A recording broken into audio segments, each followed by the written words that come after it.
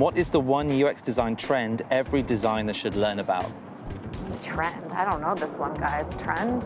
I was about to say something that I would get in trouble for Okay, work. let's not do it. But let's hear it anyway.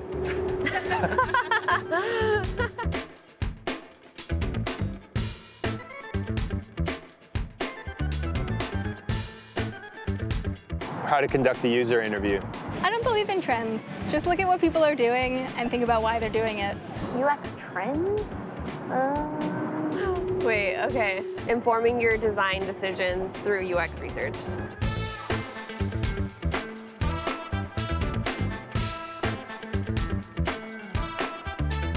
I don't know if it's a specific trend, but nothing is complete, and just like keep working on something. Like everything's a work in progress.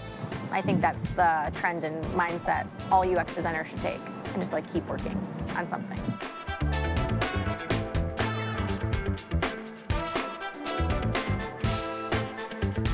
Accessibility.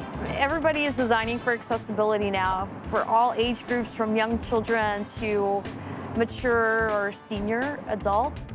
If you aren't designing for accessibility, you're really missing out on a large part of the population that could be using your product.